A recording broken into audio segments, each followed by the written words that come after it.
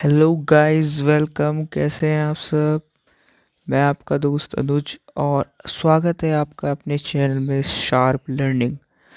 तो गाइस, मैं आपके लिए रोज़ की रोज़ वीडियो डाल रहा हूँ जो एनडीए के क्वेश्चंस हैं, अच्छे क्वेश्चंस हैं एनडीए के, वो मैं आपके लिए रोज़ डाल रहा हूँ जो आपके लिए एनडीए के भी बहुत ज़्यादा ही काम आएंगे और कोई भी कॉम्पिटिटिव एग्ज़ाम जो यूपीएससी कंडक्ट करता है उसके बहुत काम आने वाले हैं। तो गाइज़, मैं रोज़ वीडियो डाल रहा हूँ, आप मेरे चैनल में विज़िट करें और प्लेलिस्ट में जाके चेक करें एनडीए की प्लेलिस्ट। उसमें मैं आपके लिए रोज़ वीडियो डाल रहा हूँ गाइज़। तो आज मैं आपके लिए लाया हूँ वेरी इंपॉर्टेंट क्वेश्चंस जीके के लिए, जो आपके एनडीए सीडीएस और कोई भी कॉम्पिटिटिव एग्ज़ाम है उसके लिए बहुत ही ज़्यादा इंपॉर्टेंट होने वाले हैं। ये जीके क्वेश्चन जो है वो मिक्स हैं, इसमें आपका ज्योग्राफी है और बहुत कुछ है। ज्योग्राफी हो गया, हिस्ट्री हो गया, बायोलॉजी से रिलेटेड है, केमिस्ट्री से रिलेटेड है, साइंस हो गया आपका। तो आज मैं आपको बताऊं पहले कि आपको मैंने पिछली वीडियो में बताया था कि जो जीके है वो आपके लिए बहुत ही ज़्यादा इम्पोर्टेंट है। जीके बहुत ज़्यादा इम्पोर्टेंट है, वैसे उसके साथ साथ मैथ्स भी इम्पोर्टेंट है, पर जीके जो है वो ज़्यादा मार्क्स का है, वो कम से कम आपका 600 मार्क्स का है, 600 का आपका जीके। तो आप जितना ज़्यादा क्वेश्चंस करें वो आपके लिए बेटर होगा, क्योंकि अब ज़्यादा टाइम नहीं है, सिर्फ 14 नवंबर को ही पेपर है और ज़्यादा से ज़्यादा 1 महीना 30 दिन कुछ बचा हुआ है, 1 महीना ही कुछ बचा हुआ है और तो आपको इस समय सिलेबस में ज़्यादा ध्यान नहीं देना चाहिए, सिर्फ जो क्वेश्चंस है उन्हें करना चाहिए। तो बिना टाइम वेस्ट किए मैं वीडियो में आगे बढ़ता हूँ। तो गाइज, ये वेरी इंपॉर्टेंट क्वेश्चंस हैं ज्योग्राफी और केमिस्ट्री मतलब साइंस के। तो स्टार्ट करते हैं आगे। पहला क्वेश्चन है गाइस, मैं आज आपको बता दूं, मैं आपको टोटल 15 क्वेश्चन कराने वाला हूँ पूरा एक्सप्लेनेशन के साथ। तो गाइस, बिना आप अपनी कॉपी और पेन लेके साथ में बैठ जाए तो आपके लिए बहुत ही ज़्यादा अच्छा होगा, क्योंकि मैं बहुत सारे एडिशनल इन्फॉर्मेशन भी दूंगा जो आपके लिए बहुत ही ज़्यादा इंपॉर्टेंट होगी, क्वेश्चन से ही रिलेटेड होगी। तो और आप देखिए कि मैं आपको 15 क्वेश्चन जो करवाऊंगा, देखना आपके आपके कितने मार्क्स आ रहे हैं। हर क्वेश्चन को आप लगा लीजिए 1 मार्क्स, ठीक है गाइस? तो आप बाद में कमेंट बॉक्स में मुझे बताना कि आपके कितने कितने मार्क्स आए। तो पहला क्वेश्चन है, विच of the following is correctly matched. आपको बताना। और गाइस, ये वीडियो हिंदी मीडियम और इंग्लिश मीडियम दोनों के लिए, आप देख सकते हैं मैंने हिंदी में भी स्लाइड बना रखी है, इंग्लिश में भी वहीं पे लिखा हुआ है। तो आपको बताना है निम्नलिखित में से कौन सा सही ढंग से मेल खाता है। तो इनमें से बताइए कि कौन सा सही से मेल खाता है। अगर आपको पता है तो आप कमेंट सेक्शन में आंसर दे सकते हैं, वरना मैं आपको बताता हूँ। इंदस, जिसे हम सिंधु नदी बोलते हैं, वो गंगोत्री से निकलती है, ऐसा इस क्वेश्चन का कहना है। दूसरा है ब्रह्मपुत्र, जो लेक मानसरोवर से निकलती है, इसका ऐसा क्वेश्चन का कहना है, मेरा कहना नहीं है। थर्ड है गोदावरी, जो बैतूल से निकलती है। चौथा है महानदी, जो अगस्त्यार हिल्स से निकलती है। तो गाइज, ये ऑप्शंस है ए बी सी डी कि कौन सा इनमें से सही मेल खाता है। तो गाइज, एक बार बताऊं तो इनमें से कोई सही नहीं है, सब गलत है। जो भी ए बी सी डी में से आंसर दे रहा है, मतलब उसने अभी ढंग से नहीं पढ़ा है। तो गाइज, इसका मैं आंसर देता हूँ आपको सही से। तो इसके लिए रुको गाइज, मैं ज़रा सही स्लाइड, एक खाली स्लाइड ढूंढने में जाता हूँ। तो गाइज, हाँ, हम कहाँ थे? तो इंदस, सबसे पहले इंदस की बात करते हैं। सबसे पहले टॉप पे थी ना इंदस। तो उसमें क्या दे रखा था पीछे क्वेश्चंस में कि जो इंदस है वो गंगोत्री से निकलती है। तो गाइज, ये गलत बात है। जो इंदस है, इंदस स्टार्ट फ्रॉम, गाइज अगर आपको पता है तो बताइए, वरना मैं तो बता ही रहा हूँ। कहाँ से होती है गाइज इंदस? जो स्टार्ट वो होती है आपकी कैलाश रेंज। कहाँ से होती है स्टार्ट? कैलाश रेंज, नियर, आप बताइए गाइज, नियर मानसरोवर, मानसरोवर। हाँ, तो गाइज, जो इंदस आपकी स्टार्ट होती है वो होती है कैलाश रेंज से नियर मानसरोवर। तो पहला आपको बता दिया मैंने कहाँ से होती है गाइज। ये जो मैं आपको बोल रहा हूँ, जो भी नोट्स लिखा रहा हूँ यहाँ पे आपको हैंड रिटन, वो आप अपने नोटबुक में नोट कर सकते हैं। अगर आपको राइटिंग समझ नहीं आ रही है तो आप जो मैं बोल रहा हूँ उसको नोट करते रहो। तो सेकंड आता है आपका ब्रह्मपुत्र, जो आपका पीछे दे रखा था, कहाँ ब्रह्मपुत्र दे रखा था लेक मानसरोवर, तो ये भी गलत है, जो इंदस निकलती है लेक मानसरोवर से। तो ब्रह्मपुत्र की बात कर लेते हैं। ब्रह्मपुत्र कहाँ से स्टार्ट होती है गाइस? तो ब्रह्मपुत्र हमारी स्टार्ट होती है चैम यंग दून से। तो गाइस चैमंग दून से स्टार्ट होती है हमारी ब्रह्मपुत्र। कहाँ से स्टार्ट होती है हमारी गाइस? मैं यहाँ पे दोबारा लिख देता हूँ, चैम यंगदुन ग्लेशियर से स्टार्ट होती है।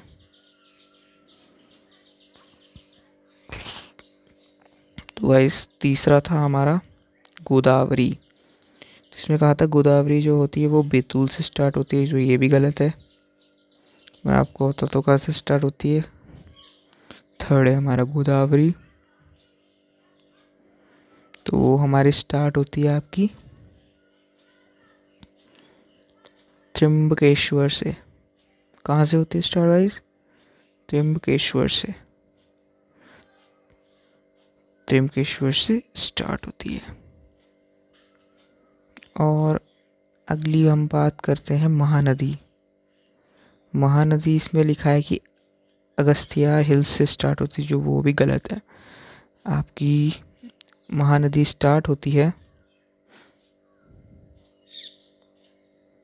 छत्तीसगढ़। कहाँ से गाइस? छत्तीसगढ़ से स्टार्ट होती है।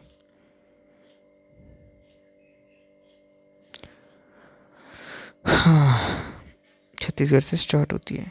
तो गाइस मैं आपको और भी ज़्यादा इन्फॉर्मेशन दूंगा इस चारों नदियों के बारे में, तो आप गाइस नोटबुक और पेन निकाल के नोट करते रहिए। तो जो हमारी इंदस नदी है उसकी ट्रिब्यूटरीज क्या हैं?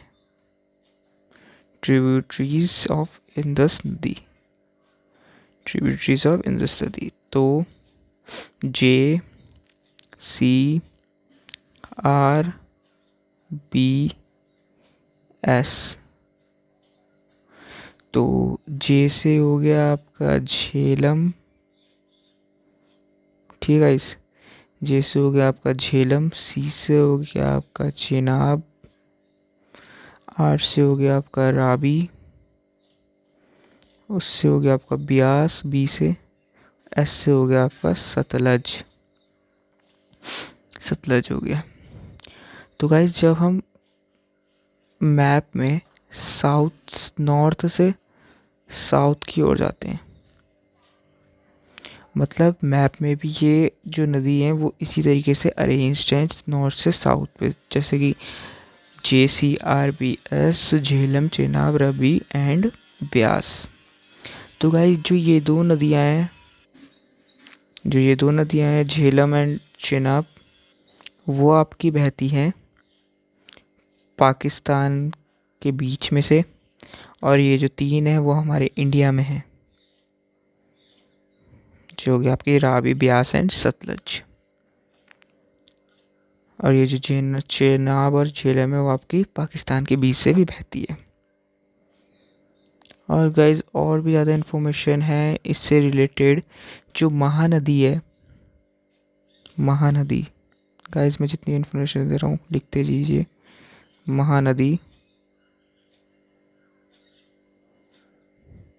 महानदी में के जो ऊपर हमारा हीराकुड डैम भी है, हीराकुड डैम, ठीक है, जो उड़ीसा में है, और जिसे हम कहते हैं फर्स्ट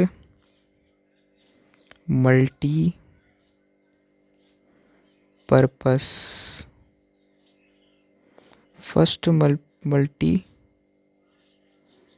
पर्पस ऑफ इंडिया, क्या कहते हैं? First multipurpose of India. Guys आप राइटिंग में मत जाइए, जो मैं बोल रहा हूँ उस पर ध्यान दीजिए, तो आपको अपने आप ही समझ आ जाएगा। और बात आती है आपकी दूसरे नंबर की ब्रह्मपुत्र की, तो मैंने आपको बताया कि ये कहाँ से स्टार्ट होती है, बताइएगा इस कमेंट में। चमयंगदुन में से स्टार्ट होती है और फिर वहाँ से क्रॉस करती है, मेरी बात को सुनते रहिए, क्रॉस करती है नामाच बारबा। नामाच बारबा का इसमें से रफ कर रहा हूँ, आगे लिख रहा हूँ। क्या बोला मैंने? वो ब्रह्मपुत्र जो है वो स्टार्ट होती है चमयंगदुन से, क्रॉस करती है नामचा बारबा, जो आपका ईस्टर्न पार्ट है। क्या है?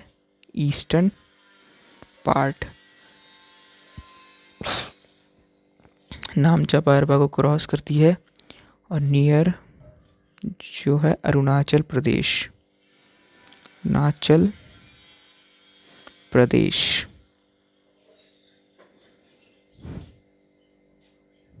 फिर जाके मिलती है दिहांग से, then enters in and river Dihang से जाके मिलती है इंडिया में, इंडिया में जाके दिहांग से मिलती है। फिर उसके बाद कन्वर्ट होती है, उसके फिर दिमांग के साथ मिलती है। ध्यान से सुनिए जो मैं बोल रहा हूँ, दिमाग लिख भी रहा हूँ मैं अलग अलग, दिमाग से। फिर उसके बाद जाके मिलती है वो सुबनसिरी से। किससे? सुबनसिरी लिख रहा हूँ गाइस मैं, सही सही स्पेलिंग एकदम। सुबनसिरी के बाद वो लोहित से मिलती है। फिर सारी जो जितनी भी ये सब रिवर्स है वो एक साथ कन्वर्ज होके एक आइसलैंड फॉर्म करती हैं। तो गाइस अगर आपको पता है उस आइसलैंड का नाम, आइसलैंड फॉर्म करती है, अगर आपको पता है तो कमेंट सेक्शन में बताइए। तो और उसका नाम है आइसलैंड। चलो गाइस आपको हिंट भी दे देता हूँ, एम से शुरू है और आसाम में है। तो गाइस कमेंट सेक्शन में आंसर दीजिए कमेंट बॉक्स में, तो मैं बताता हूँ उसका नाम। उसका नाम है मसूली आइलैंड,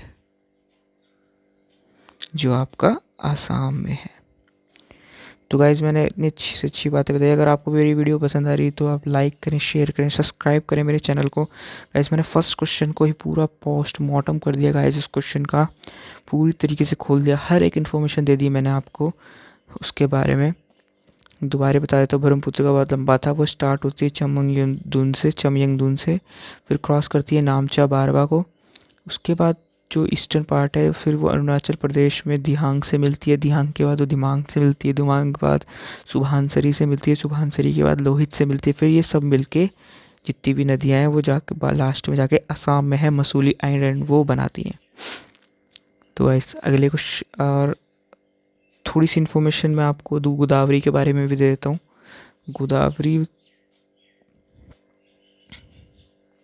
गोदावरी जो है वो, उसके पास दो प्रोजेक्ट हैं इम्पोर्टेंट है जो। तो पहला प्रोजेक्ट का नाम है पोलावरम, दूसरे प्रोजेक्ट का नाम है Kaleshwaram.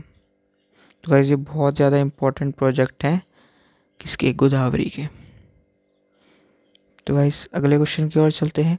An example of commonly use insecticide is, आम तो आपको बताना है आमतौर पर इस्तेमाल किए जाने वाले कीटनाशक का उदाहरण दीजिए। उदाहरण है Bordeaux mixture, two four dichlorophenoxy acetic acid, dichloro definite dichloro ethane, या आर्सेनिक। गाइस अगर आपको पता है तो आप कमेंट सेक्शन में बताइए, तो मैं आपको बताता हूँ। हाँ तो गाइस हम सबसे पहले बात करते हैं बोर्डियक्स की। बोर्डियक्स जो है वो एक फंगीसाइड है, जिसका मतलब होता है, फंगीसाइड का मतलब होता है जो डिस्ट्रॉय करता है, किल करता है फंगस को। सेकंड हम बात करते हैं एसिटिक एसिड की। एसिटिक एसिड जो हर्बिसाइड होता है, ध्यान से सुनेगा मेरी बात, नोटबुक्स में नोट करते रहिए। हर्बिसाइड्स होता है तो इसका मतलब क्या है, वो किल करता है वीड को। वीड का मतलब होता है जब हम क्रॉप्स होते हैं जो उसके साथ छोटी छोटी घास उग जाती है जो नुकसान करती है क्रॉप को, वो। तीसरा है आपका DDT। DDT बोले तो डाई डाइक्रो डिफाइनी ट्राइक्लोरोइथेन, जो ये है आपका DDT। ठीक है, तो ये आपका होता है इंसेक्टिसाइड। इंसेक्टिसाइड है, तो ये आपका सही ऑप्शन है थर्ड वाला। और फोर्थ है, इसमें सबकी इन्फॉर्मेशन दे रहा हूँ आपको, आर्सेनिक, जो आपका वाटर पॉल्यूशन करता है, वाटर पॉल्यूशन करता है। और गाइस आपको पता होना चाहिए जो DDT होता है उसका स्ट्रक्चर आपको पता होना चाहिए।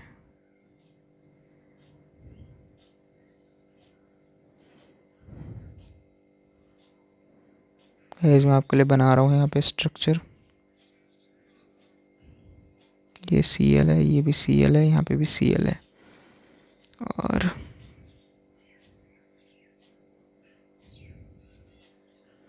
तो गाइस ये आपका बन चुका है DDT। तो गाइस मज़ा आ रहा है तो मेरे चैनल को सब्सक्राइब करें, शेयर करें और वीडियो को जरूर लाइक करें। गाइस देखिए टाइम, अभी तक हमने सिर्फ 2 ही क्वेश्चन करे हैं और कितने मैंने आपको कितनी इजीली समझाए सारे क्वेश्चन। तो गाइस अगले क्वेश्चन की ओर चलते हैं। Match the following elements with its Latin name. इसके लैटिन नाम के साथ निम्नलिखित तत्वों का मिलान कीजिए। तो गाइस ये क्वेश्चन मैं आपको बता दूं कि ये इसका तो वैसे आता तो नहीं है, पर ये मैंने आपको इसलिए दिया क्योंकि ये आया हुआ है, NDA में आया हुआ है लैटिन नाम। ये तो मेरे को भी नहीं पता था, मैंने बहुत मुश्किल से नेट से ढूंढे हैं इसके नाम सिर्फ आप लोगों के लिए। वैसे इसको देख लो क्या है, वैसे मुझे भी इसके नाम नहीं याद थे, तो मैं आपको लिखवा देता हूँ। मैं आपको लिखवा देता हूँ, आप नोटबुक में नोट कर लीजिए। तो पहला है लेड, जिसको हम बोलते हैं प्लम्बम। गाइस में देखते रहिए जो जो मैं लिख रहा हूँ। दूसरा है एंटीमनी। एंटीमनी को हम बोलते हैं स्टीबियम, ये लैटिन नाम है गाइस इसके सबके। तीसरा है टिन, जिसे हम स्टेनम बोलते हैं।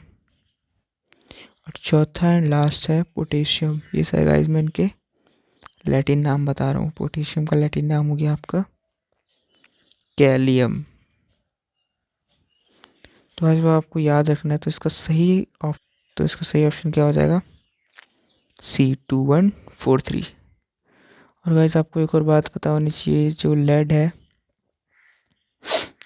लेड का जो ओर होता है उसे हम कहते हैं galena. Lead ore is called galena, lead ore is called galena. तो गाइस अगले क्वेश्चन की तरफ चलते हैं। The peak is the highest peak in a silent valley national park Palakkad. चोटी silent valley national park Palakkad इसमें सबसे ऊंची चोटी। तो गाइस अगर आपको पता है तो आप आंसर दीजिए। इसका आंसर है B, अंगिंदा। अंगिंदा चोटी जो है वो सबसे छोटी silent valley national park Palakkad में सबसे ऊंची चोटी है। मैं आपको दिखा देता हूँ मैप में, ये रही आपकी अंगिंदा पीक मैप में।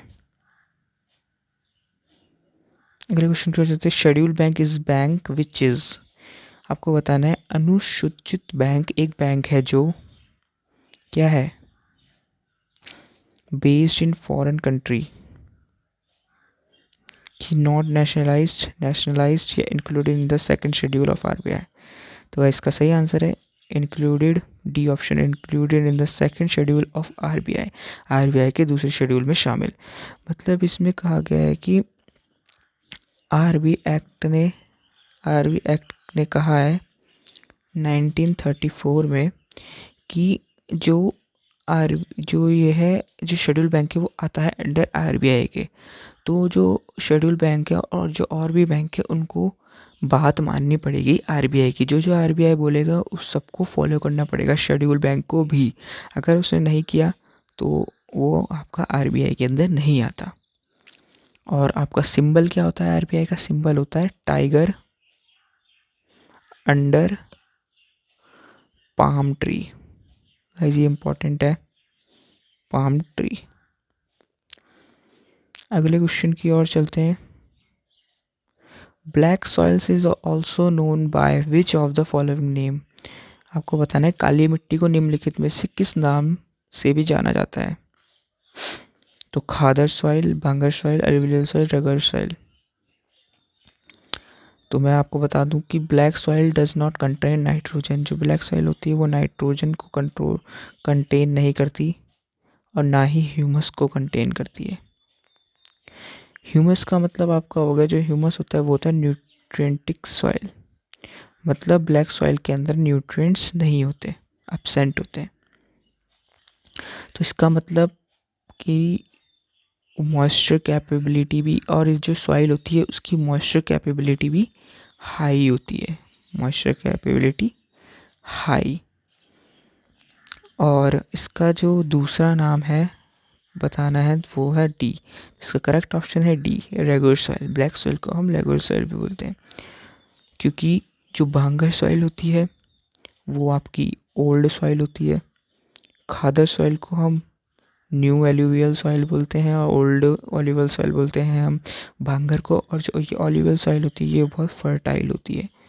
तो इसका सही ऑप्शन है regular soil, D is the correct option. तो आपको मैं बता दूँ, ये जो ग्रीन एरिया है यहाँ पे, जो ग्रीन ग्रीन जितना भी दिख रहा है, जितना भी ग्रीन ग्रीन एरिया है वहाँ पे आपको आपकी ब्लैक सॉइल मिलती है। व्हाट इज़ द, अगला क्वेश्चन है, what is the name of the book written by Panini. Panini द्वारा लिखित पुस्तक का नाम? महाभाष्य, मितश्रा, मध्यमिका या अष्टाध्यायी? अष्टाध्यायी। तो गाइस हिस्ट्री का क्वेश्चन है। तो गाइस इसका सही आंसर है डी, अष्टाध्यायी। अष्टाध्यायी जो है वो एक संस्कृत ग्रामर बुक है, संस्कृत ग्रामर बुक है। ठीक है गाइस, संस्कृत ग्रामर बुक है जिसकी जो कमेंट्री, जो लिख भाषा है वो है महाभाष्य। महाभाष्य एक कमेंट्री, उसमें जो लिखी गई भाषा है वो है कमेंट्री। और ये महाभाष्य किसके द्वारा लिखी गई है? ये लिखी गई है पतंजलि के द्वारा। गाइस मैं जितनी भी इंफॉर्मेशन दे रहा हूँ सारी नोट करते दीजिए, पतंजलि के द्वारा लिखी गई है। और बात करते हैं हम महाभाष्य हो गई की जो कमेंट्री होती है किसकी? अष्टाध्यायी की कमेंट्री है महाभाष्य जो पतंजलि ने लिखी। बचे हैं बी और सी। तो डी तो आपको बता दिया आंसर है। इन दोनों के बारे में बताता हूँ आपको। मितक्षरा जो है वो आपकी है, वो आपकी लिखी है विजयनेश्वर ने, विजयनेश्वर ने। और मध्यमिका जो लिखी है वो आपकी लिखी है नागर अर्जुन ने, नागर अर्जुन ने। तो गाइस मैंने आपको बता दिया, इसका सही आंसर है D. The instrument used for measuring air pressure. Guys science आ चुकी है। वायु दबाव मापने के लिए प्रयुक्त यंत्र को कहा जाता है। तो गाइस आपको बताना है प्रेशर किस में से नापा जाता है। तो इसका सही आंसर है barometer, B is the correct option. ये आपके प्रेशर को नापता है। जो एनियोमीटर है वो तो आपकी विंड स्पीड को नापता है, विंड स्पीड को नापता है। और बारोमीटर आपका जो है वो प्रेशर को नापता है। तीसरा है हाइग्रोमीटर, वो आपकी ह्यूमिडिटी को नापता है, जो आपकी मॉइस्चर है एयर में, ह्यूमिडिटी को नापता है। चौथा आ गया थर्मोमीटर, जो आपके टेम्परेचर को नापता है, बॉडी टेम्परेचर को। तो गाइस अच्छे से समझा रहा हूँ मैं आपको। अगर आपको वीडियो पसंद आ रही है तो लाइक जरूर करें मेरी वीडियो को। गाइस हम पहुँच चुके हैं अब 9वें क्वेश्चन में। What is commonly known as white plague. जिसे आमतौर पर सफ़ेद प्लेग के रूप में जाना जाता है। Sorry guys. तो बताइए आप, टाइफाइड, मलेरिया, ट्यूबरकुलोसिस, प्लेग। तो इसका सही आंसर है टीबी को हम वाइट प्लेग कहते हैं, वाइट प्लेग में से जाना जाता है। तो मैं आपको और अच्छे से समझाता है तो इसका सही ऑप्शन है सी, ट्यूबरकुलोसिस। ट्यूबरकुलोसिस जो होता है वो होता है माइकोबैक्टीरिया के द्वारा, माइकोबैक्टीरिया के द्वारा। फिर उसके बाद आता है टाइफाइड। टाइफाइड को आप कह सकते हैं कि ये होता है आपका सल्मोनेला के द्वारा। सल्मोनेला टाइफी करवाता है, अगर सल्मोनेला टाइफी बैक्टीरिया के द्वारा, वायरस के द्वारा होता है आपको टाइफाइड, जिसका जो अगर हमें इससे बचना है तो हमें वाइडल टेस्ट कराना होगा। इसकी अच्छे होने के लिए हमें वाइडल टेस्ट कराना होगा, वापस रीजनरेट, वापस अपनों को सही करने के लिए। तीसरा था मलेरिया। मलेरिया के लिए आपको ये होता है द्वारा, किसके द्वारा होता है, प्लाज्मोडियम। मस्कीटो जो आपको प्लाज्मोडियम फैला देता है।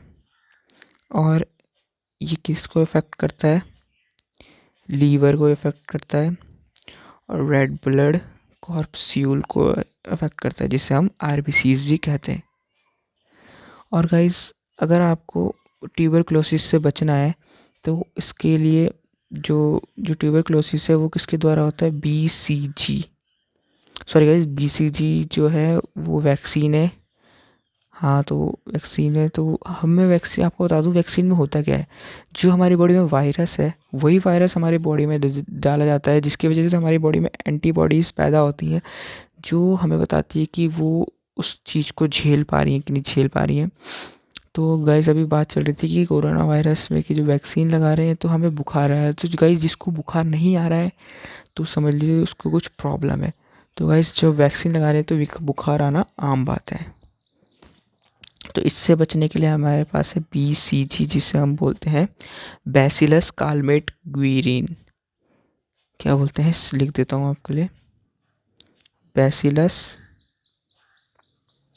कलमेट ग्वीरिन। जो ये कलमेट ग्वीरिन है, यह है आपका साइंटिस्टों का नाम जिन्होंने खोजा था। अगले क्वेश्चन, 10वें क्वेश्चन की ओर चलते हैं। What are the gilt edged security. Gilt edge securities क्या है, तो गाइस इसका सही आंसर है B, security issued by the government, सरकार द्वारा जारी प्रतिभूति। अगले क्वेश्चन की ओर चलते हैं गाइस, ये भी साइंस का क्वेश्चन है, पिछला वाला जो था वो था आपका पॉलिटी का question. Bauxite used as a raw material by which industry. Bauxite किस उद्योग द्वारा कच्चे माल के रूप में उपयोग किया जाता है, तो इसका सही आंसर है एल्यूमिनियम। एल्यूमिनियम जो ओर है, एल्यूमिनियम का ओर है आपका बॉक्साइट। और आपको मैं बता दूं, अर्थ एलिमेंट जो सबसे ज़्यादा अबेंडेंट है अर्थ में, तो सबसे पहले आता है आपका ऑक्सीजन, फिर सिलिकॉन, फिर एल्यूमिनियम। एलिमेंट्स की बात करो, एलिमेंट्स की फॉर्म में। और अगर हम मेटल की फॉर्म में बात करें तो एल्यूमिनियम दूसरे नंबर पे आता है। एलिमेंट की बात करें तो तीसरे नंबर पे आता है, वरना दूसरे नंबर पे आता है। पहले नंबर, सॉरी गाइस, जो मेटल की बात करें तो पहले नंबर पे आता है अबेंडेंट मेटल अर्थ में, पहले नंबर पे। और अगर एलिमेंट की बात करें तो तीसरे नंबर पे आता है, और दूसरे नंबर पे मेटल जो है वो है आयरन आता है। तो गाइस आगे चलते हैं 12वें क्वेश्चन की तरफ। Thermal electricity is generated by using which of these. Thermal electricity किसके उपयोग से उत्पन्न होती है, तो गाइस इसका सही आंसर है C, coal, natural gas and petroleum. कोयला, प्राकृतिक गैस एंड पेट्रोलियम। तो गाइस जो हमारा ये coal, natural, India have thermal production, मतलब जो इंडिया के पास यही तो एक ऐसी चीज़ है थर्मल प्रोडक्शन जो बहुत ज़्यादा है इंडिया के पास। तो ये हमारी कोल, नेचुरल गैस और पेट्रोलियम से निकलती है, जो हमें मिलती है सेडिमेंट्री, किससे मिलती है, सेडिमेंट्री रॉक से। सेडिमेंट्री रॉक से मिलती है, जिसमें हमें प्रोवाइड होते हैं फॉसिल्स, इसे हम फॉसिल्स फ्यूल्स भी कहते हैं। अगले क्वेश्चन की ओर चलते हैं, 13 question. The driest location of earth is in which country. तो गाइस हमें बता रहे पृथ्वी पर सबसे शुष्क स्थान किस देश में, सबसे सूखा, ड्राइस्ट, शुष्क। तो गाइस ये आंसर है बी, काइल। तो अगले क्वेश्चन की 14 क्वेश्चन, 2 क्वेश्चन बच रहे हैं बस। अगर आपने मेरे चैनल को भी सब्सक्राइब नहीं किया है तो सब्सक्राइब करें। शार्प लर्निंग है मेरे चैनल का नाम। और गाइज मेरे चैनल में आप विजिट करेंगे तो आपको नीट से रिलेटेड भी और भी अदर चीज़ें मिलेंगी। मेरी प्लेलिस्ट में आप जाकर देख सकते हैं। एनडी के भी मिलेंगे आपको। तो क्वेश्चन है, what was the Nalanda university world famous for? आपको बताना है नालंदा विश्वविद्यालय विश्व में किस लिए प्रसिद्ध था? मेडिकल साइंस, लॉजिक, बौद्ध दर्शन, बुद्धिस्ट फिलॉसफी, ये केमिकल साइंसेस, रासायनिक विज्ञान। तो गाइस आपको पता होना चाहिए, इसका करेक्ट ऑप्शन है सी, बुद्धिस्ट फिलॉसफी के लिए। और आपको मैं बात बता दूं, जो कुमार गुप्ता हैं उन्होंने आपकी बनाई है वो नालंदा यूनिवर्सिटी आपकी किसने बनाई है?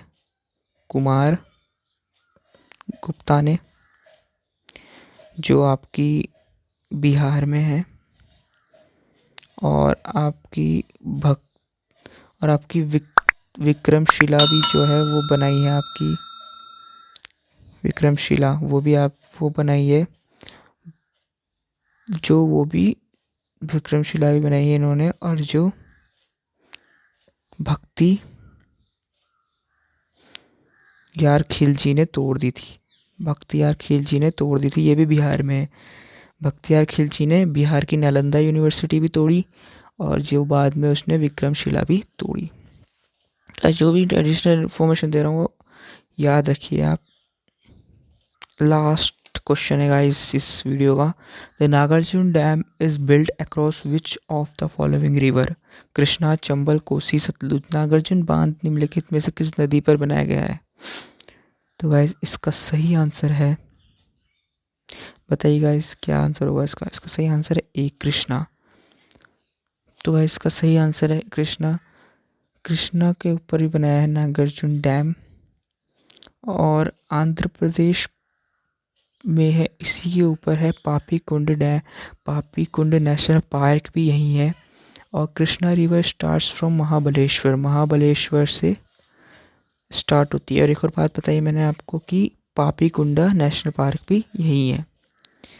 और अगला बात करते हैं, कृष्णा रिवर स्टार्ट होती है जो महाबलेश्वर प्लेटू से स्टार्ट होती है। तो बात करें कोसी की, तो ये स्टार्ट होती है नेपाल से। उसके बाद बात करें चंबल, तो इनके ऊपर है राणा प्रताप सागर डैम। नागार्जुन डैम हो गया आपका कृष्णा नदी पे। और उसके बाद हो गया सतलुज नदी पे आपका हो गया भाखरा नागल। गाइस बोल रहा हूँ ध्यान से नोट करते हैं, भाखरा नागल डैम। तो गाइस मैंने आपको करा दिए पूरे टोटल 15 क्वेश्चन। तो अगर आपको मेरी वीडियो पसंद आई तो शेयर करें, ज़्यादा से ज़्यादा सब्सक्राइब करें, और आप इनको रिपीट करें इन क्वेश्चंस को, जिससे आपको याद हो जाए और आप अच्छे से पेपर दे सको। तो गाइस मिलते हैं अगली वीडियो पे। मैं आपके लिए रोज़ कुछ ना कुछ वीडियो डालता रहता हूँ। आप मेरे चैनल को सब्सक्राइब जरूर करें, शार्प लर्निंग। और मेरे को इंस्टाग्राम में भी फॉलो कर सकते हैं, UK अनुज YT नाम से। तो guys thank you, bye bye.